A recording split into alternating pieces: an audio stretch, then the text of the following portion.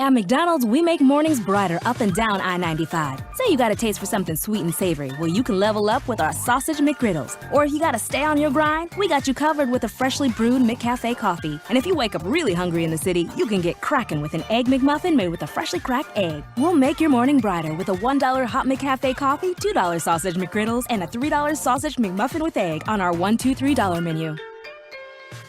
A la carte only. Prices and participation may vary. Cannot be combined with any other offer or combo meal.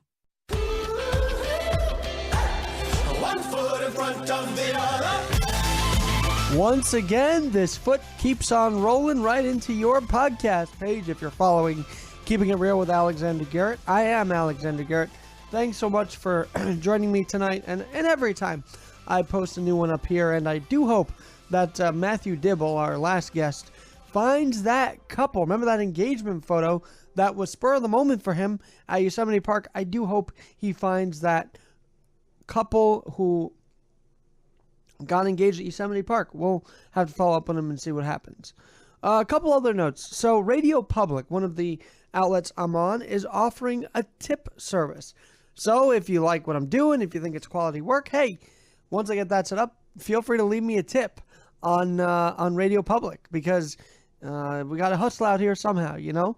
That's the real story here at Keeping It Real with Alexander Garrett. Now, another real story is that today really felt that America was under siege. We had bomb threats. We had suspicious packages. We had a bomb, a certifiable bomb, according to NYPD Commissioner James O'Neill today. He told the media that at the CNN headquarters, or New York headquarters, in Columbus Circle, at the Time Warner building, he mentioned that, yes, there was a live explosive device in the CNN mailroom. NYPD and all of our law enforcement partners responded to reports of a suspicious package at CNN. Responding officers identified a device that appeared to be a live explosive device. And so here's what I've been thinking about all day, right? When you deal with this, they may be advocating for some kind of violence. You cannot deny that. The president has advocated for punching out people. That is true. Punching out dissidents. The left seems to outdo him, though, making crowds kick them when they're, when they go low, kick them. Like, all these different rhetorical statements really might be seeping into the crazed minds of the extreme supporters of the left and the right. So if someone got punched out, then yes, you could blame either party, whoever it happens to. But neither party has advocated for bombs being sent to their opponent. So please do not say Donald Trump's advocated for this. He has not. He has not advocated for someone to ship explosives to CNN, ship explosives that were intercepted, thank God, by Secret Service to the Clintons, to the Obamas. Now, I think there was at the home of the Clintons something there. He also never advocated for the shipping of an explosive device to George Soros, the billionaire who seems to fund all these activist causes against everything Trump does, sometimes to a point where, yes, they do get rowdy. They do get a little more violent. They do make crowds and make unnecessary disturbances. But to say that the president and even the left has advocated for bomb threats, that's completely false. That is fake news. Because in all the rallies from either side, in all the rhetoric from either side, I've never heard one of them say, bomb the you-know-what out of our opponents. Only did I ever hear Trump say, bomb the bomb the crap out of ISIS. That's the only time I ever heard him say bomb someone. Never bomb Hillary Clinton. Never bomb Bill Clinton. Never send a bomb to President Obama's house or office. No. You didn't hear that from either side. You never heard Hillary say, oh, you got to bomb Donald Trump. No. So this is beyond politics. Because as I said on Twitter today, a moderate Democrat, a moderate GOP member would not, or a supporter, would not do bomb threats, would not send bomb threats to anyone, send bombs to begin with, anyone, send suspicious packages to anyone. That is someone with a warped mind. That is someone who is sick in the head. Now he is, or her, whoever sent this, obviously you can deem them a terrorist. They had our country under siege in more than one place, in more than one state, in more than one city, but the biggest one of all, New York City. Whoever did this had America under siege today. And we cannot stand for that. So I love when Mike Pence came out very forcefully against these attempted attacks today. I just received a briefing about the suspicious packages that were sent to the Clintons, the Obamas, to CNN, and to others. And let me be clear. We condemn these attempted acts of violence in the strongest possible terms.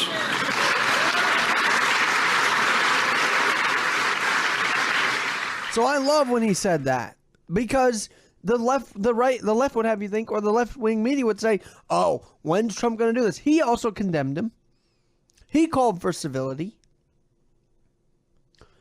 And rightfully so, but I hope he continues to call for civility. That's where my issue is with Trump's rhetoric on the campaign trail. But we all, as a country, need to plead at this point for civility. And no, you cannot one day say, oh, we need incivility, or we cannot be civil, and say, well, we need to heal our divisions. That is kind of hypocritical. And yes, both sides are guilty of this. But the problem is today, most media outlets would most likely, and did, spin it like this was the White House's fault. No, what Trump says is not bomb CNN. He just calls them fake news. Yes, he called them the enemy of the people. But he didn't exactly say, they're the enemy, we have to bomb them. The enemy he did say to bomb? ISIS. And you know what? We have bombed ISIS basically out of commission. Thank God for that. So today, I come to this podcast and this microphone to say that we, as a country, cannot blame either party for what went on today. Because either party has never called for a bomb to be sent anywhere. Wackos are doing these kinds of things. And by the way, the right has had extreme supporters before, and they have been denounced. They have been denounced. So let me ask you this. If it's found out to have been a Democratic supporter, trying to drum up the base to make Trump look bad and to have more fire against Trump, to literally say, hey, look at what he's causing us to do. What if this is a Democratic activist? Will that get reported? The suspect, there's a manhunt out for the suspect, by the way. Or multiple suspects. And by the way, sources are saying these interceptions that have been made by the Secret Service and the ones at the home of Soros and Clinton, they're all linked. So if this one supporter of the Democrats is doing all this, you think the media would report on it? I really don't think so, or they'll try and say something somehow positive about it. I don't know. They would spin it. But you may not even hear about it at all. Now, if a conservative does it, you better be sure his face will be, or her face will be plastered all over the place. So we have yet to see what happens. But to say that this is on Donald Trump, and to even say this is on the Democrats, is insane. Because if you look back, they never advocated for bombing people. No. They've never done that. They're more civil than that. It's right to get frustrated at both when they say, when they go low, we'll kick them. That's terrible to say, Eric Holder. To ask for incivility, Hillary Clinton, that's also wrong. To be proud of a guy who manhandled a reporter or whatever he did, that's also wrong, Donald Trump. But to us as a collective, while we unify to find out what's going on and to really pray for this country that real bombs do not go off, and that Secret Service and that law enforcement continue to do the fantastic job they're doing with this, catching all these different things. While we do all that, let's as a collective not lose our ish, if you will. Let's not lose it and say, oh, this is because of Trump, this is because of Democrat. No! If either group had said, you know what, it's time to bomb Donald Trump, or it's time to bomb that, they would be held responsible. But neither party has done that. They've said disagree with them. They have said violence, have advocated for violence and crowding and doing whatnot. But they never did say bomb the other side. And so on this real podcast tonight, I hope that's what you get out of it. To understand that this is not a Trump issue. This is not a Democrat issue. This is, again, a hatred for America issue. Wanting to bomb ex-presidents, that's not liking America. That's hating America. Wanting to do harm to one another as Americans, that is problematic. And while I appreciate Governor Cuomo saying this about how we're all Americans and we have to look out for each other. This is a political year. It's a political season. We are weeks from an election, and that's obviously in the air, and that's an obvious fact. But we've been through many political seasons, and we have political differences, and that's actually good for democracy. What is not good is overheated rhetoric, extremism that pushes people to violence. And at the end of the day, we may have political differences, but this is one country. We're all Americans. Hold on, sir. This is a great day. We're all Americans. But I thought about a month ago, Governor Cuomo,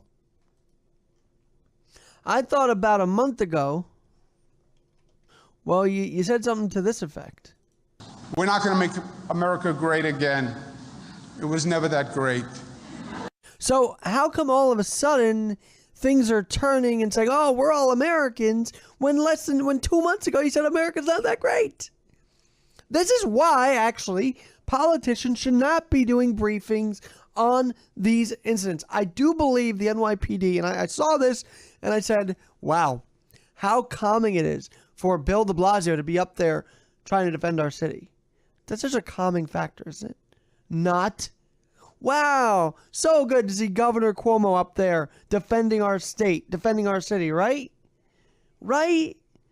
Well, if you're so into that, you're forgetting, or proud that they did that, you're forgetting what Cuomo said just 2 months ago. We're not going to make America great again. It was never that great. So do you agree with me?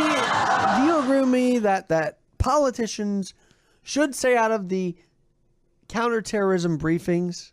Because I think they just make it worse. That let law enforcement, let the FBI, let the Secret Service get to the facts of these, then make your commentary. I think that for the president, on either side, it's different. Yeah, our country was under siege. I want to hear from our president.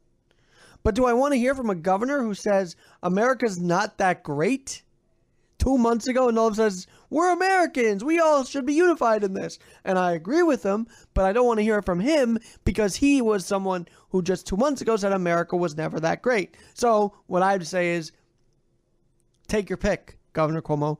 Take your pick, or just take your leave. By the way, one of your guys, Dean Skelos, 4 years in prison. 4-year prison sentence. He was one of your guys, and he's in prison now. So think about that for a minute. Look, we have the solutions, I feel, at our fingertips. Which is to, yes, invest more in mental health. Which is to, yes, plead for civility. And condemn every time something like this happens where our country is under siege. That's what we have to do. And then take action. Find the suspect. Get him or her. And make him or her a symbol for what happens when you mess with America. Because unfortunately, it seems like Guantanamo Bay was not a symbol. I mean, an example was kind of made of back down there, but that all got political. But now's our chance, now that we're really quote unquote woke, now's our chance to really make an example for those who dare send any type of explosive to a news outlet. Any type of explosive meant for an ex-president. Now's the time to make the example. And that example is jailing him or her for a long time, is maybe figuring out the root of where he or she got all this. So, we shall see. But again, I never remember Trump or the Democrats or anybody saying we're going to bomb. We're asking you to bomb our opponent. No, never saw that. Never heard it. Never heard it. So what this individual or individuals did was beyond the pale. Was heinous. Was it motivated because they want to make the Republicans look bad? Possibly. But we don't know that yet, so we can't quite speculate entirely. And I guess it's a lesson for us. When we talk to each other, let's be a little more civil. Be less combative and be more intuitive with each other. Because the more we're intuitive and the more we're listening to each other, the more we really can come to the table and work things out. If we're screaming over each other, that will anger other people. That will anger each other. And cause rifts. Not to this extent, but rifts, yes. And please, mainstream media, if this becomes a Democrat that did this, please report on it, a Democratic supporter. Please report it. Please don't sugarcoat it.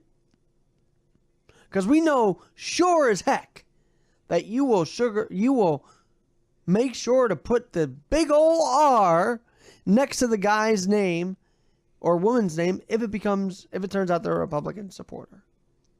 And I hope that doesn't happen.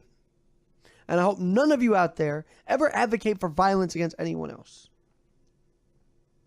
And that, yes, we need to expect better from our leaders. I do feel like when I'm listening to these politicians, they're older than all of us, and they're acting like they're on the school ground. That can't be. That cannot be. We have to act tough toward our enemies. Yes.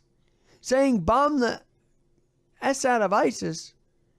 I really hate saying curse words on the air, so I won't say it. But bombing the crap out of ISIS, that's a good thing to say.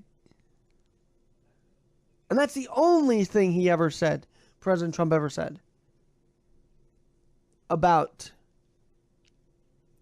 bombing anyone.